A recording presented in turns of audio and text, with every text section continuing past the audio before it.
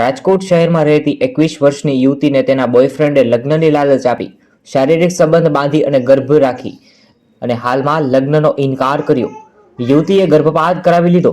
થોડા દિવસો બાદ બોયફ્રેન્ડે ફરીથી લગ્નની લાલચ આપી અને શારીરિક સંબંધ બંધાતા યુવતી બીજી વાર ગર્ભવતી બની. આખરે બોયફ્રેન્ડે લગ્નની ના પાડતા પ્રનગર પોલીસમાં તેના વિરુદ્ધ ફરિયાદ નોંધાવી, જેના આધારે પોલીસે આરોપીની ધરપકડ કરી છે. ખરેખર ચોંકાવનારા સમાચાર સામે આવ્યા છે. ભોગ બનનાર યુવતીએ પોલીસને જણાવ્યું હતું કે બીકોમ સુધીનો અભ્યાસ કર્યો. અગાઉ એક જ્વેલર્સમાં તેણે નોકરી કરી ચૂકી છે. ત્યારે હાલમાં તે એકાઉન્ટ તરીકે નોકરીમાં લાગી હતી.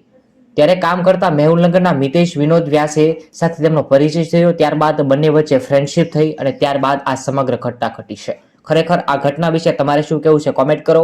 આવી રીતે ગુજરાતના તમામ સમાચાર તમારા મોબાઈલમાં જોવા માટે જેડી ન્યૂઝ ચેનલને અત્યારે જ સબસ્ક્રાઇબ કરો.